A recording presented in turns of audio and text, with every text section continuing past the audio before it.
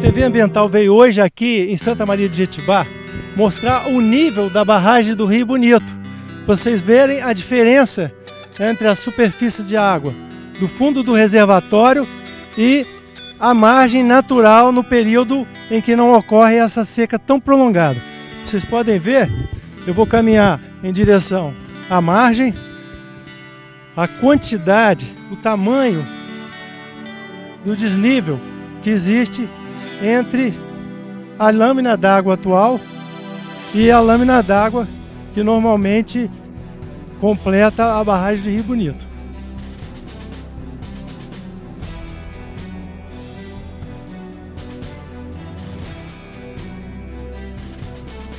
Até aqui é a lâmina d'água normal. Como podem perceber nessa imagem, o local onde param normalmente os barcos e a diferença atual do nível do reservatório. Esse é o ponto onde a água realmente deveria estar. Bem, esse é um resultado, né, que é o somatório de uma série de fatores, né? Tem as questões das mudanças climáticas, né?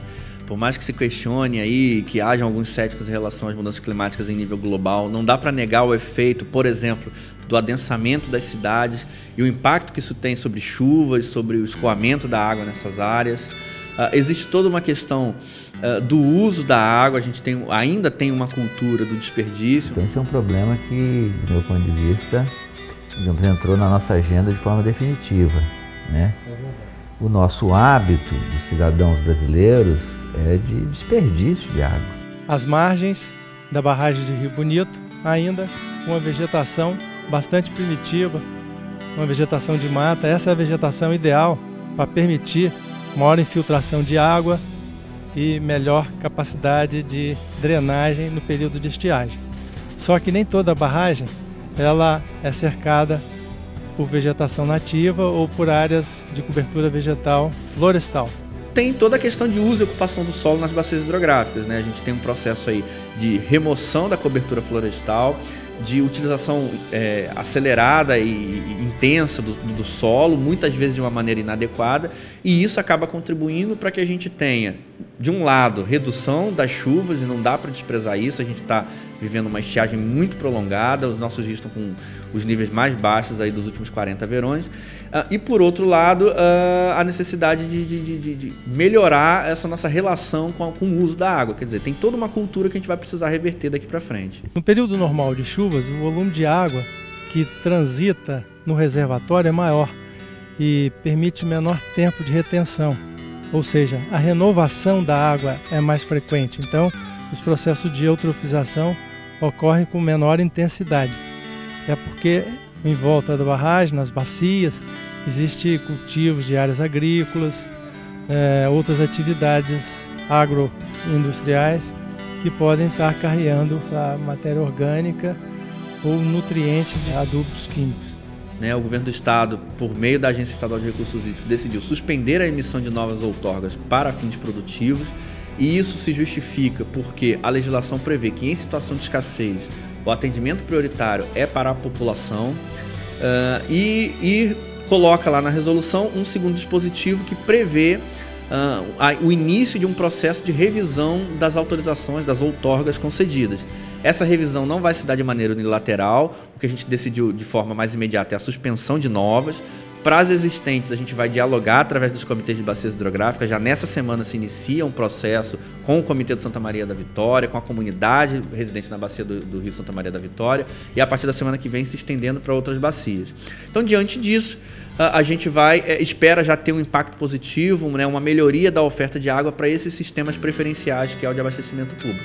Se a situação persistir, novas medidas podem ser adotadas, mas elas ainda vão ser estudadas. As estatísticas mostram que os sistemas de abastecimento têm perda da ordem média de 30% no país. Tem lugares que perdem 50% da água que é tratada. Aqui no Espírito Santo nós perdemos nessa média de 30%. E também o uso pessoal, né? Estamos na ponte da cidade de Santa Leopoldina, sobre o rio Santa Maria da Vitória. Esse é um dos principais mananciais de abastecimento da Grande Vitória. Aqui, Santa Leopoldina, foi um ponto de comércio onde os vapores os barcos a vapor subiam para pegar mercadoria para levar até o oceano. Hoje a gente pode perceber que a seca está afetando muito as nossas águas, nossas nascentes e o nosso rio. Isso, consequentemente, vai dar um prejuízo muito grande na agricultura, no meio rural, com certeza. E a gente pode analisar o colapso do clima, vamos dizer assim, há 1 ano e meio atrás, mais ou menos, no Natal de 2013, a água estava passando por cima daquela ponte, né? Aquela ponte ali que atravessa o rio, aquela ponte de pedestre. Essa ponte que nós estamos mostrando ali agora. Exatamente. Então, quer dizer, 1 ano e meio depois daquela grande inundação, nós temos um período grande de seca que já está afetando muito o nosso município economicamente ainda. Santa Leopoldina já foi uma cidade que recebeu barcos a vapor, né, para o movimento do comércio. É verdade, no passado não muito distante, né, isso há 100 anos atrás, mais ou menos, né. E hoje, muito pouco tempo. E hoje o rio, falando em navegação, é impossível navegação nesse rio. O que aconteceu no passado, hoje é impossível de voltar a acontecer. As escolas são muito criativas quando se trata de trazer o debate dos grandes temas que estão na agenda da sociedade. Aqui nós estamos tendo visão de outro trecho do reservatório. Vocês têm uma visão de cima e a gente pode notar o desnível de mais de 8 metros entre a lâmina d'água atual e a lâmina d'água normal. Isso demonstra o quadro de ameaças que estamos vivendo na Grande Vitória por uma crise de abastecimento de água. No curto prazo, né, você não consegue ampliar a oferta de água num curto prazo. Até porque não está chovendo. Se não tem chuva caindo, não tem de onde você tirar água nova, digamos assim. Então as medidas elas se concentram na redução da demanda. Né? E como é que você reduz demanda? Bom, o primeiro passo é a educação ambiental das pessoas, né?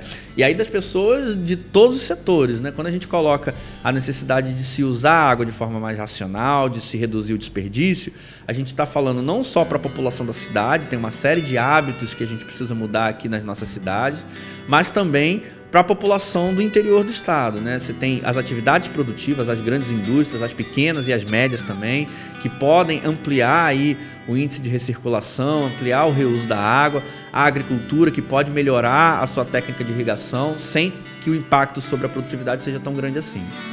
Como também a questão de reuso de água, essa é uma coisa que tem que ser estudada, a Cesana vai nos orientar. E particularmente a questão da água da chuva, né? de captação da água da chuva para utilizar em jardins que as escolas têm e até em áreas externas pode ser usado. E uma quarta dimensão, que eu já mencionei aqui, que é toda a parte de engenharia da escola, né? Toda adaptação que tiver que ser feita no prédio da escola, né? Seja pela captação, drenagem. Então essa é uma área, então nessas 4 dimensões a ideia nossa é que a gente vai agora em 2015, 2016, 2017, 2018, adaptando as escolas, criando uma outra cultura e fazendo adaptações físicas e mudando os procedimentos de serviço da escola para a gente ter uma redução. Vai ser bom para o meio ambiente e vai ser bom para o dinheiro da educação também, que nós queremos economizar também o dinheiro da educação, economizar água e recursos. Eu que agradeço a oportunidade de falar aqui na TV Ambiental sobre um tema ambientalmente tão importante e um tema educativo, né? A questão da água é um tema que atinge todos os cidadãos, indistintamente, né? Porque todos nós bebemos água.